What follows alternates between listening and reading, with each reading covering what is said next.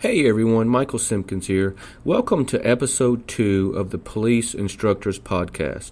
Thank you so much for joining me today. I appreciate you taking the time to listen. Again, my name is Michael Simpkins. I'm here to help you improve police training, overcome your fears, and help you get your training online. We're off to an amazing start in 2019.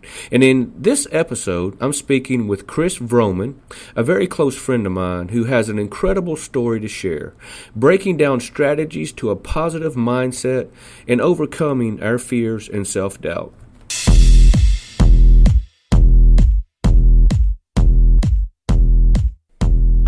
Bringing police instructors together, discussing training trends and more. Welcome to the Police Instructors Podcast, where industry training experts share their strategies on how to plan, develop, and design courses in a way that facilitates training retention.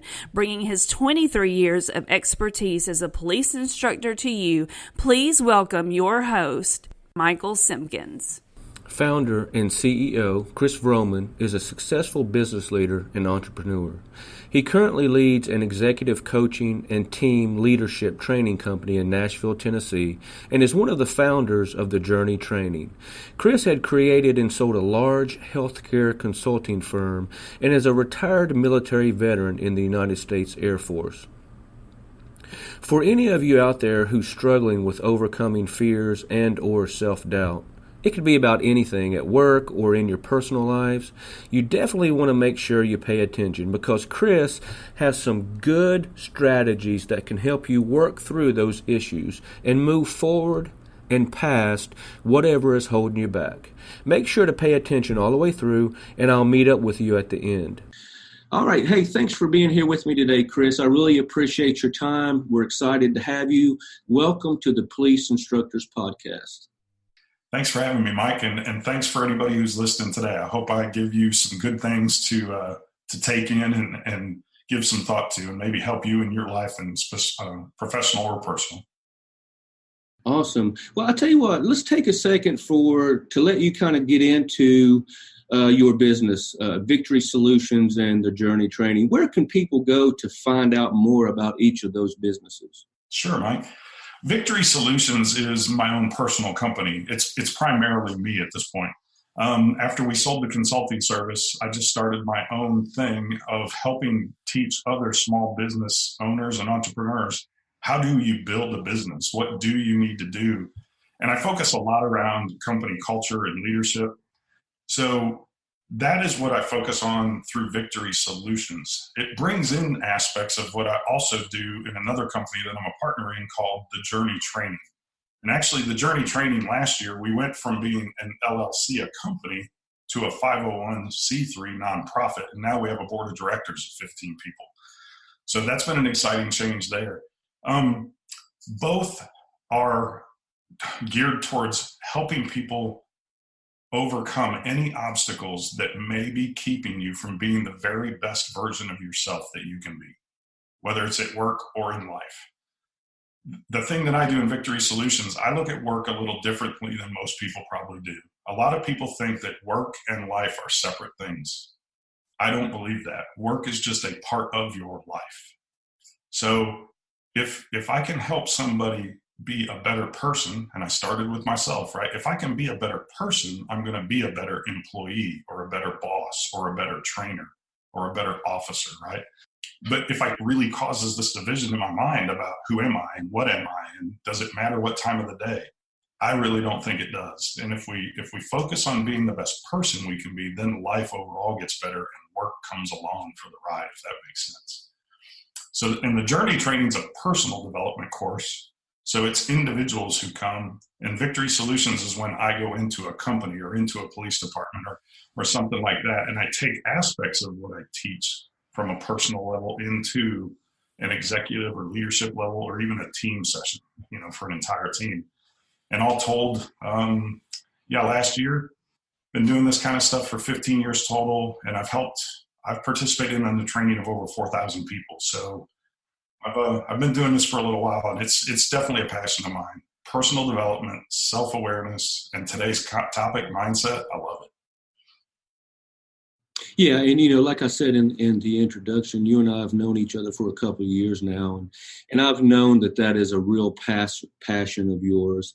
And one thing that you said in that just a second ago really stuck out to me, and it really, really reflects the way that law enforcement is moving toward mindset. And that was, the way that you are in your personal life is going to kind of spill over into the way that you are in your professional life. And that is so true. And we have seen that in a lot of the training that we've implemented in our agencies around the nation these days with, de-escalation type training and stuff like that. And that just really, really stuck home with me. And I think that I agree with you 100%. Yeah, and the opposite can happen in some careers as well. You and I have both been in the military. Many officers, right, have been in the military before. But because of the line of work, if you're a prison guard, if you're a police officer, if you're a military or first responder of any kind, look, you've got to kind of control things while you're at work, right? And you can't really be open and vulnerable in those kinds of deals. So sometimes you become this thing at work that you then take home, and it's the other way around. And then sometimes the home life gets affected by that, because a lot of times as men especially, we take it as toughness, and we take toughness home from work, right? So yeah, it's just interesting to work with people to help them become, again, more mindful of themselves through helping everybody become more self-aware. One of the things that I also believe, and I hope we could all be honest about this, there's only one actual thing that I can control in this world, and that is me. And that goes for each one of us. I cannot control any other thing on this planet.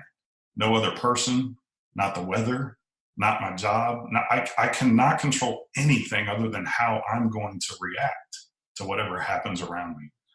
So to really work on that, that's a key to success, I think, in life. And maybe we'll talk more about that later. But yeah, man, that is awesome. That really is, and that's exactly what I was. What I envisioned when I envisioned you and I having a discussion about this. So let's get right into our discussion about mindset with a series of questions that I came up with. The first question that I'll ask you is there a secret or a technique you can share with our listeners that helps you overcome self-doubt or fear when you're operating out of your comfort zone? Yeah, I think one of the things that fear is an entire topic that we talk about in the journey training. And I always end up talking about it in business too, because a lot of times when decisions at work are tough to do, it's because the leader is afraid, right? So we have to work through fear. So fear, though, the thing that's interesting about fear is most of us don't even recognize or understand when fear is controlling us, right? We're in a situation, we know we're scared. But the thing was, there were moments leading up to that when our body was telling us, preparing us, and we missed the signals, we missed the signs, because we don't study ourselves very much. When I was talking about becoming self-aware, I mean really being curious about why you do the things you do and what buttons push, what things push buttons in you and how do you react. When you know these things, then you can make choices. So with fear, one of the things I'd like everybody to kind of think about after this podcast is the things that make you most scared. Think about those. And then think about a physical feeling that overtakes you when that particular fear comes on. And what I mean by that is some people, if the fear takes its grip on you and it's got you and you're very uncomfortable, then there's probably a physical sensation that goes with that. Some people, their heart just really starts beating out of their chest, right? Or you might start sweating profusely. For me, I clench my teeth. My jaws just like clamp down. And by learning this stuff, now I can, before I didn't even know the grip that fear had on me, and I was trying to make choices, not understanding what was going on in my mind.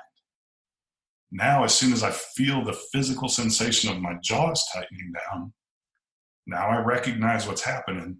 Now I can change the thought that's in my mind and take control of that fear, because I recognize what's happening because of the physical things that are going on in my body. So that's probably the biggest key that people need to start to understand when they're afraid. And we don't always know. We don't always really know that fear has taken control of us and is affecting the choices we're making each moment. But if we can become aware, then we can make choices with our mind. Otherwise, the mind will do its own thing, right? And off you will go.